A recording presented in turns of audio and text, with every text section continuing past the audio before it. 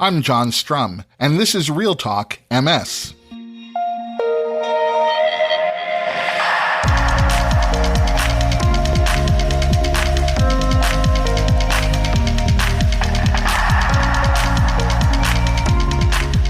It's October 4th, and we have a lot to talk about. And a lot of you have asked me to talk about Selma Blair, who, as most of the world knows, is famously living with MS and competing on Dancing with the Stars this season. In last week's episode of Dancing with the Stars, Selma included a perfect-looking cartwheel and splits in her dance routine. Things that require coordination and balance, things that some of you might find difficult or even impossible to do. I hear all of you. Those of you who feel inspired by Selma Blair, and those of you who don't and instead have lots of questions. I have some concerns about the kind of MS awareness Selma's performance on Dancing with the Stars is raising. I don't think the MS community is particularly well served if the millions of people watching Dancing with the Stars come away thinking that having MS means performing cartwheels on national television. And we know that MS impacts everyone differently. Your MS journey is truly an individual experience, and Selma Blair's MS journey is no exception. Clearly, she's dealing with some of her less managed MS symptoms, but I'll have more to say about Selma Blair in coming weeks. I just returned from attending a caregiving research conference at the University of Pittsburgh, and it was an absolutely amazing couple of days. As many of you already know, I see the caregiver's role in MS as one of the keys to ensuring that the person living with MS is experiencing the best possible quality of life. Unfortunately, the role of the MS caregiver is often overlooked, in spite of evidence that shows that 64% of MS caregivers report feeling emotionally drained, 32% experience depression, and 22% have lost a job due to their caregiving responsibilities. Caregivers even face a more limited lifetime earning potential, along with a shortened life expectancy. Improving caregiver well-being leads to better patient outcomes, and I'll share my recap of the 2022 Caregiving Research Conference in next week's episode of the podcast. Living with MS can make even everyday run-of-the-mill tasks like bathing, cooking, and driving more challenging than they have to be. Joining me to talk about how making simple adjustments or easy modifications can make the things you do every day easier is the Associate Vice President of Research at the National MS Society, Dr. Kathy Zackowski. Dr. Zackowski is also an occupational therapist and adjunct associate professor at the Kennedy Krieger Institute and Johns Hopkins University Department of Physical Medicine and Rehabilitation. But before we get to my conversation with Dr. Zackowski, there are a few other things that you should know about. Ask any therapist or any couple who are succeeding at being a couple, and you're sure to hear that communication is important. And we know that MS impacts families and not just individuals. But how does living with MS promote or interrupt that important communication between a couple? Two researchers in Germany decided to find out, and they set out looking for answers to 4 questions. First, do both parties, where one is affected by MS, suffer from anxiety and depression? And if so, to what extent? Second, how often do the partners communicate their distress and support needs? Third, for each person with and without MS, is there an individual relationship between the frequency of communicating their distress or support needs and the severity of their anxiety and depression? And for partners with MS, is there a relationship between their self-assessment and their life partner's assessment of their stress communication? The researchers ended up with 462 pairs, but not necessarily couples, as the study participants were obviously people living with MS, and then a relative close to the person living with MS, but not necessarily a life partner. The research team collected socio-demographic data as well as disease-related data, and all of the pairs, the person living with MS and the person who may or may not have been a life partner but was close to them, well, they were all assessed for anxiety and depression. They were also evaluated for how often they communicated about their perceived challenges and their need for support. Among the 462 pairs/couples, a female was the individual living with MS 55% of the time. 157 of the individuals with MS were living with relapsing remitting MS. 149 were living with secondary progressive MS. 118 were living with primary progressive MS. And 26 of the individuals living with MS weren't sure of which subtype they had been diagnosed with. The people living with MS ranged in age from 20 to 88, and their partners ranged in age from 17 to 84. The individuals living with MS indicated that they had been living with MS for an average of about 16 years, and their partners indicated that they had been providing support for an average of just over 11 years. The outcome of the study showed that 31% of the individuals living with MS and 20% of their partners suffered from depression. 34% of the individuals living with MS and 34% of their partners experienced clinically relevant levels of anxiety. The study results also showed that the more the partners living with MS communicated their sense of burden, the lower the severity of their depression symptoms. And partners living with MS who exhibited higher levels of anxiety were less likely to communicate their need for support. For the partners of the individuals who were living with MS, there was no correlation between their stress communication and their level of anxiety or depression. Now, the researchers concluded that they had identified the presence of depression and anxiety and dysfunctional communication among partners affected by MS, and suggested that nursing interventions to improve the stress communications within couples can serve to improve overall well-being for both the person living with MS and their partner. If you'd like to review the details of this study, you'll find a link in today's show notes. We often talk about clinical trials on this podcast, and from time to time, you'll hear me mention EDSS scores. EDSS stands for the Expanded Disability Status Scale, and this is the method used to quantify MS disability and track MS progression.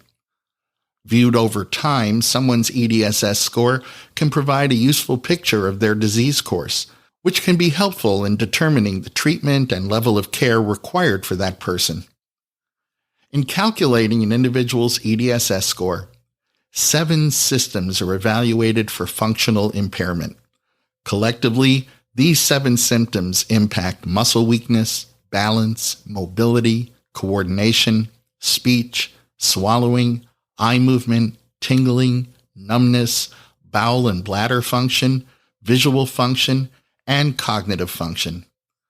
And with all of these elements of EDSS to test and track, calculating an EDSS score can be both complex and time-consuming.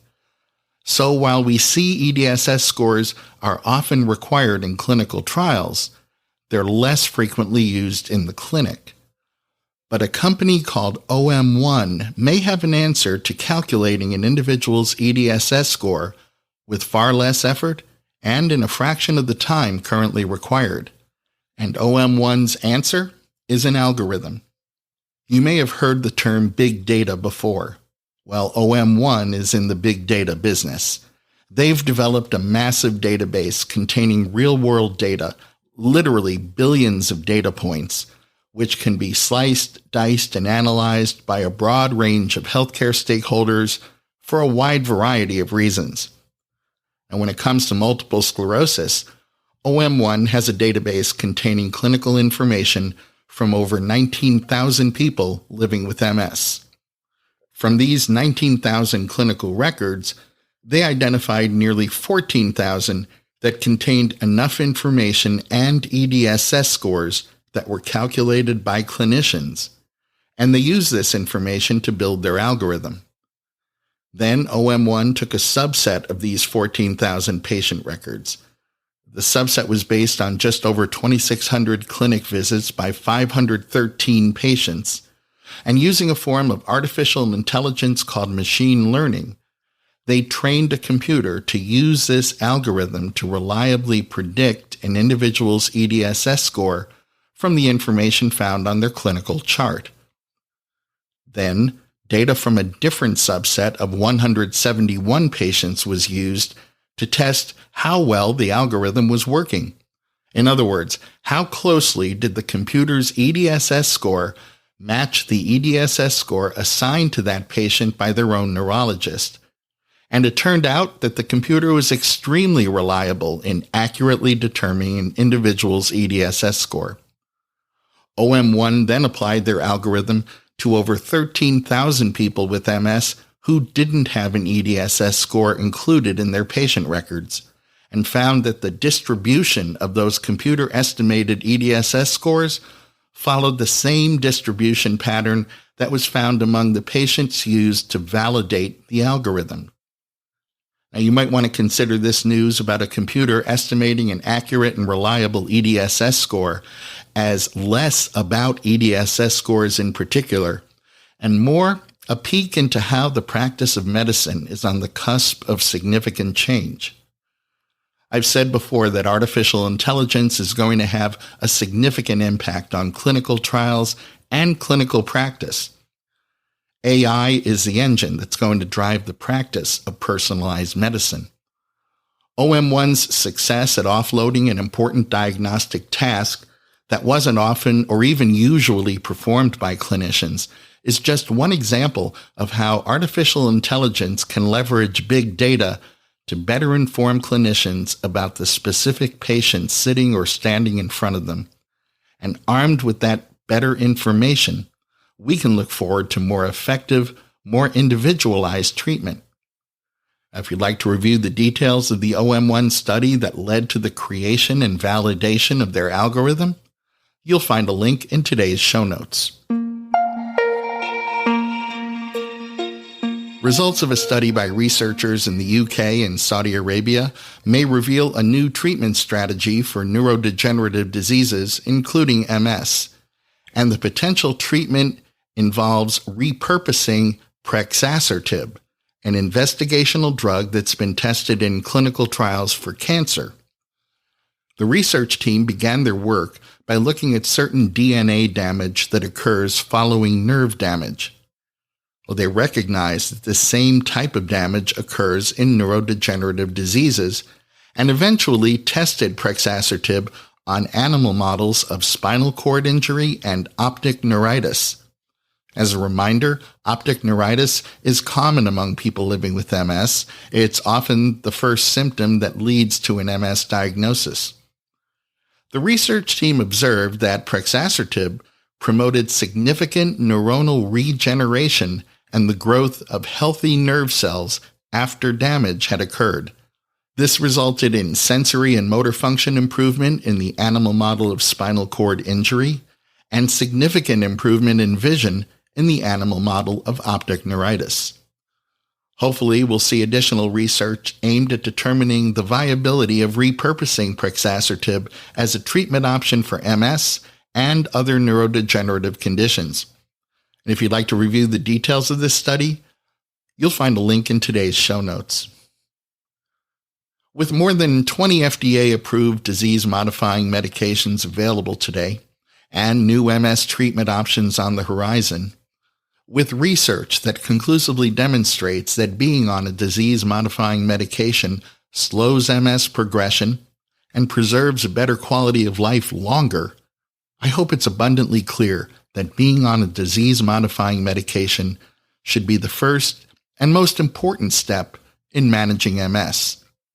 But it shouldn't be the final step, because while slowing progression can make a massive difference in the big picture of living with MS, there's also that smaller picture of daily living with MS that needs to be considered. And while a DMT may not help you take a shower, prepare dinner, or drive to the store, There are things that you can do to make so many of your everyday tasks easier. And the really good news here is that these things don't require a pill, injection, or transfusion. They don't even require a prescription. In a moment, we'll meet my guest, Dr. Kathy Zackowski. And I'm going to recommend that you have a pen and paper handy while you listen to our conversation, because Dr. Zackowski is going to share a lot of shortcuts and simple, inexpensive tools that can make your daily life easier. And I think you might want to take some notes. In a moment, we'll meet my guest, Dr. Kathy Zackowski.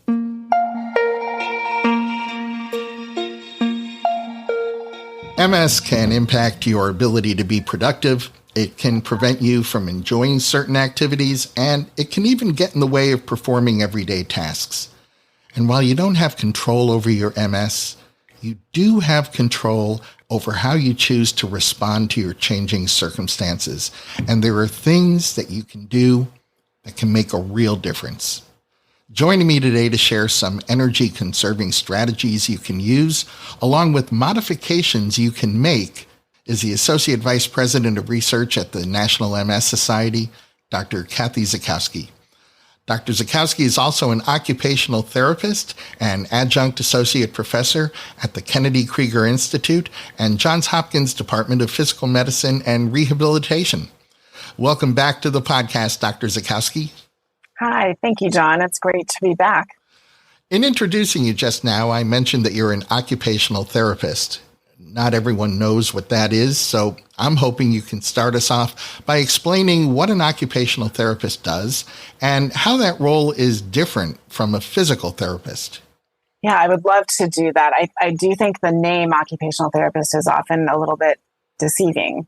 So an OT, or occupational therapist, is trained to problem solve ways to allow you to do the tasks that are important to you. So the word occupation really refers to how we spend our time, not just your job. So it's important, I think, to keep in mind, that OTs and PTs, physical therapists and occupational therapists, we work together and we work with your neurologist and primary care physician. Occupational therapists will suggest the use of tools that can help make daily activities easier. We can assess your home or your work environment and make these places more functional for you, given your skills at the moment. We can recommend equipment or assistive devices, teach you how to use this new equipment, as well as teaching you ways to conserve energy, how to manage stress, meet goals that are important to you. So really, OTs help people live better despite having disability or illness by improving skills or finding alternative ways to perform them. Let's talk about the kinds of challenges some people with MS might face when they're attempting everyday tasks around the house. Sometimes, for instance, balance issues can make you feel unstable in the shower. And falling in the shower is a kind of household accident that can lead to unfortunate consequences. So what can someone do to help overcome balance issues in the shower? And while we're on the subject, what other modifications can be made to make the bathroom safer and easier to navigate? Very important question, because it is true. In the bathroom, they're usually the surfaces are very hard. There's water. We're often not wearing a lot of clothing, so you don't really want to have a lot of people in there at once. So there are some things you can do to make it safer. So one thing would be to think about a way that you can sit to do many of your tasks. Can you sit at the sink to do your shaving, washing your face? Can you sit when you're in the shower and add a handheld shower head so that you have full control of the water and where it's going, but you're not just exhausted by the stress of having to stand to do all of those things? There are lots of different shower chairs that you can get that are not harmed by being wet and sitting in that wet environment. There's even a tub bench that you can use so that if you have to get into a bathtub, which we all know is very hard to get into and out of, there is a bench that has 2 feet in the tub and 2 feet out of the tub. And what you do is you sit down outside of the tub, and then you one leg at a time into the tub and you slide over. And then you can pull the shower curtain. And in this way, you can still bathe on your own, but not have to be standing. My last piece of just thing that I think of for the bathroom is just that toilet seat is so hard sometimes to stand up from. So you can buy a device that builds up your toilet seat, and you can add this to any toilet that is standard. So many of these changes don't need to be expansive or really expensive. You don't need to necessarily redo your whole bathroom, but you do need to kind of rethink how you're using your bathroom to keep it safe for you. Lack of hand strength or loss of sensation in the hands can make it difficult to pick up bulky items like a carton of milk, for example. Are there tools available that can make grabbing things like that carton of milk a little easier? There are a lot of things out there that are designed to make it easier for you to do these simple things that are so fulfilling, right? You want to be able to get your own breakfast, and you want to be able to cut your own sandwich. So there are ways now to even add to your faucet a way that you don't have to turn the water on, but that it uses a sensor, just like it does in public bathrooms. And so in this way, all you really need to do is adjust the temperature, and then put your hands underneath the sink. And this would allow you to wash vegetables or fruit or your own hands and not have to really be filling with the handles for the water. Another thing that I think worries me a lot when people say they don't have great sensation and they're weak in their hands is just cutting things. It's really hard. Things slip out of your hand, and then you have a knife in your hand, you're going to cut yourself. So using things you can find even at Target, it's essentially a plastic cup that you would put the food into, and then the top part has a blade attached to it, and you put the top on and you just push down on this top, and the blade will turn and cut, so that you can cut this an onion, for example, very small, without the worry of constantly with each slice that you're going to cut your finger in the process. Another thing that comes to mind is the use of Dysum, which is just a small piece of plastic that you can find. Again, they sell it at Target or at drugstores. And it's often blue in color, and it's kind of a sticky plastic mat that you can put down on the counter so that when you're mixing with your bowl, the bowl doesn't move as you're mixing. Or you can use it in your hand as you're opening jars or other items, because it gives you that improved grip. And I think, again, thinking through the things that you need to get done in your day and trying to find resources or ways to make that easier. That's what an OT thinks about all the time. So if you have these issues, even just going to an OT for an evaluation can often give you these resources or these suggestions for things you can do. If I can bring up one other thing, because I feel like another task that many people describe as being really hard when their hands are weak is tying their shoes. So they make these elastic shoelaces that come in all colors and all lengths.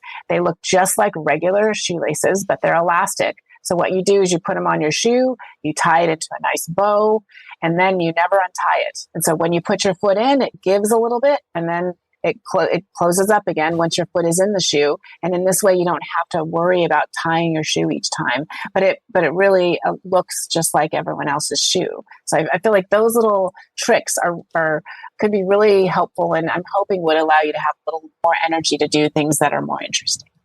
I think some of the things you talked about when you were talking about things that can aid people dealing with hand strength issues might apply to the next question I'm going to ask you as well. But I know a lot of people enjoy cooking. So are there tips or tools you can share that can make cooking more accessible? Yes.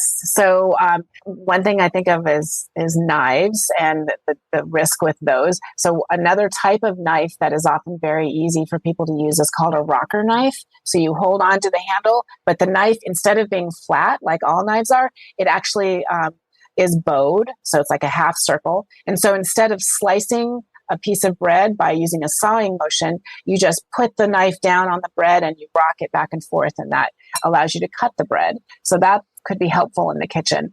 Other things that are very important in the kitchen would be to look at your kitchen space and reorganize it. Take away the clutter, add light, keep frequently used items within easy reach so that you can get to them without using a lot of energy. Keep in mind body mechanics in that reaching to a higher shelf is much more energy consuming than reaching to a lower shelf or having things at an easy reach, about waist height. There are sliders that can make the drawers easier to open and close. And the biggest tip, I think, in the kitchen, again, is like I said for the bathroom, is to try to sit when you can. So organize it so that you have a place to sit so that your energy can be used for the task of cooking, not in being worried about falling as you're stirring something on the stove. Find a seat that can work, that might have an elevated seat height. I would suggest having some kind of back support, but make it so that you might have it in the right location in your kitchen so that you can sit and still be able to enjoy cooking. I guess that's the way I would put it. It's not uncommon for someone with MS to experience vision issues. Are there tools or strategies that people with vision issues can use to make accomplishing everyday tasks a little safer and a little easier? Yes, there are. There's an expansive amount of energy and innovation occurring in this particular area. There are even low vision clinics that occupational therapists are specialized to be in. And what they have are tools like there are pens that as you underline or kind of highlight the text, it will read it out loud for you. So you don't have to worry about the small font. There are magnifying glasses that you can wear that magnify your vision more than just to correct it to 20/20, but really magnify the letters so you can actually read them. There's also kind of a magnifying sheet. That's how I would describe it. It looks like a sheet of paper. It's about as thin as a sheet of paper, but the plastic is clear and is a magnifier. And so what you can do is just put it right over the newspaper, and then it enlarges the print in a way that will allow you to read it, or a book. So these kinds of tools are not expensive, but you really do need to search for them. Looking for a low vision clinic can offer you a large number of options. Another obvious one that I think comes in handy with a lot of people is the use of a keyboard that has high contrast. So the use of black and white. So the keys are white, the background is black, or vice versa. And the letters even on the keyboard are enlarged so that you can see where you're typing instead of trying to peck at the little letters that you can see in a regular keyboard. So I really encourage people to explore. There are lots of different ways to address this unfortunate symptom of blurred vision, but there are some opportunities out there. Mitigating some of the challenges that MS presents isn't only about adapting everyday tasks. It's also about offsetting some of the obstacles that stand in the way of enjoying hobbies or special interests that someone might have. How might someone modify some of these kinds of pursuits so that they can conserve their energy and still enjoy their free time? Yeah, I really encourage people to think this way too, because, now travel is becoming a little bit more safe, I guess, given our COVID experience over the last 2 years. Traveling when you have MS often requires a little bit of extra thought. So a couple of things I wanted to describe. One is a super pole. Essentially, it's just a pole that's about 6 inches in diameter, and it goes from the floor to the ceiling. And it stays there by virtue of springs. So you don't have to nail it into the ground, but it uses springs to give it the stability so that you can put it, for example, next to your bed, and this would help you get out of your bed. The benefit of this particular type of pole is that it's also foldable, or it sometimes kind of gets smaller, kind of like a slinky, so that you can actually bring it with you in a suitcase and use it in a hotel room, for example. So I really encourage you to look for this. They did sell them at Costco at one point. So they're not very expensive, but they could give you that extra bit of confidence to be able to travel and be able to get out of bed or get out of chairs that are really deep. And I think those kinds of things are available. Other things that come to mind are just, it's hard to get in and out of a car, and there are these portable handles that you just attach to your car door, and it's essentially a piece of plastic that looks kind of like a hook, and you attach it to your door, and then when you're trying to get yourself out, you swing your feet out of the car and you reach for this handle, and you can use it to give you some lift in getting up out of that seat. Other things that I recommend to people are different lifts that can help you put equipment into the back of your car. So there's the traditional wheelchair lift that you usually need a van for, but now they have wheelchair lifts that can be used for a variety of cars that even just have a trunk in the back of your car, and it can be just attached there so that you don't have to struggle to get that wheelchair in and out of the car each time you and your loved one go somewhere. So, my last piece of advice are the use of ramps. I feel like these are underrated and very important. Even that little threshold into your home that is 1 or 2 inches can often just be tricky when you're tired. And that is you don't want to fall into your home. You want to walk into your home or roll into your home. And using ramps that can get you over even just small little steps like that could be the ticket to giving you that little bit of extra energy or just not being stressed about this worry about falling all the time. When we're talking about the ways that MS can get in the way of everyday activities, MS-related fatigue has to be high on that list. Do you have any tips or strategies for conserving energy while still getting things done? Energy conservation is a really big area, I think, that is you're not going to feel like it's rocket science. These are the things that you kind of know, but you might not be using every day, but could give you that little extra bit of energy. So let me go through a couple of examples. Getting enough sleep. So we know how important it is. It is so important with MS that you try to get 7 to 8 hours of sleep each day. My next tip about this energy conservation topic is really just trying to plan your activities. You want to work at a relaxed, steady pace. And so if you can plan the tasks that you need to have done, prioritize them, and then be able to give yourself the time to get them completed, even with a little rest break in between, so that you know there's a rest coming up, and that might give you the peace of mind you need to complete this one task, knowing that you have planned a rest break. I'm not talking about naps. I'm talking about just a little 5-minute stop to let yourself sit down, lean back, and take a deep breath and just catch a breath. Those are the kinds of things that I think will allow you to get more done in the day, but require a little bit of planning ahead of time. So even planning the night before or planning first thing in the morning for your day would be what I would recommend. It will help you conserve energy and still complete those tasks that are important to your daily life and are so important to our quality of life. It always feels good when we recognize that we're taking care of ourselves and asserting our own independence. But everyone needs help some of the time, no matter who they are. What's the best way for people living with MS to maintain that sense of independence while asking for assistance from others?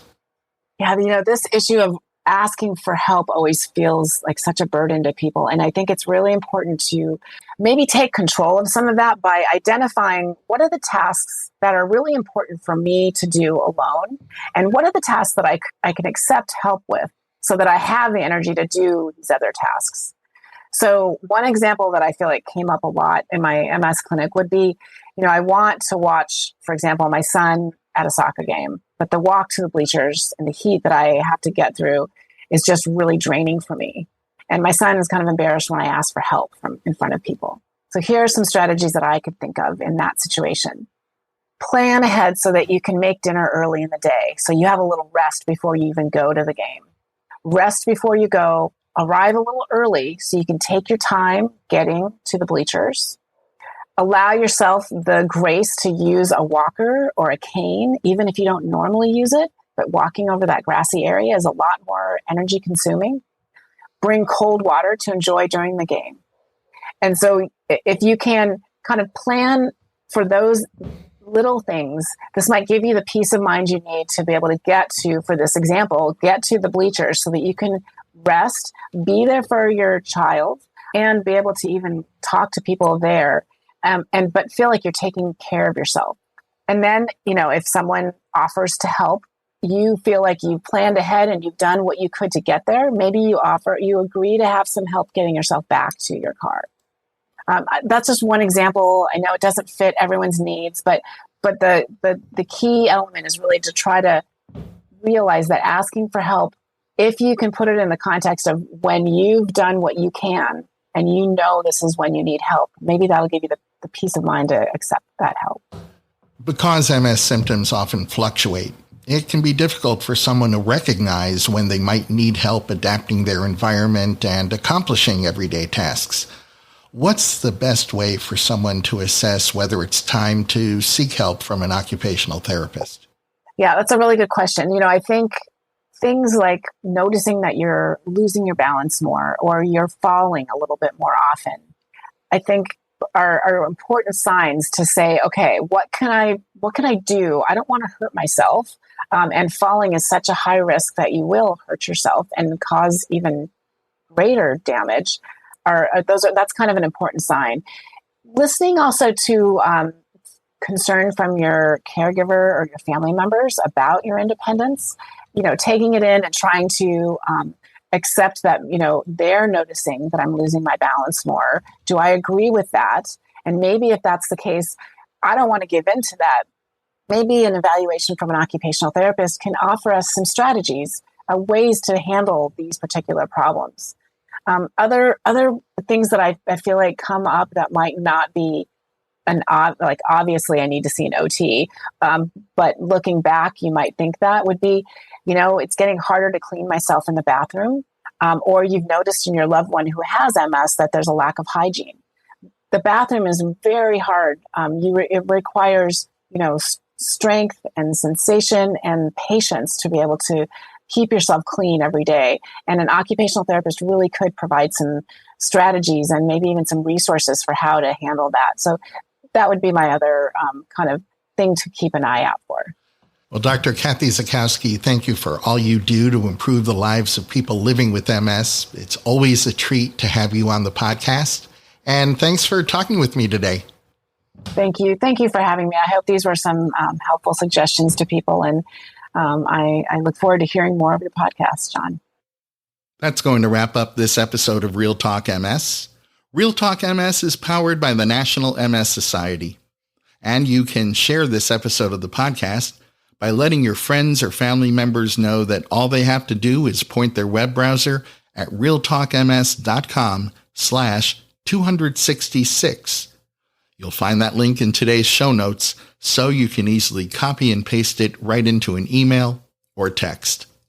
And if you have a minute, I hope you'll visit the Apple App Store or the Google Play Store and download the free Real Talk MS app for your iOS or Android smartphone or tablet. It's the best way for us to stay connected. The app will automatically download the latest episode of Real Talk MS. You'll be able to access any of our past episodes. You'll be able to save your favorite episodes. And it's a great way for me to share bonus content with you. The app is free, so I hope you'll download it today. I'm John Strum. Thanks for listening. Stay safe and make healthy choices.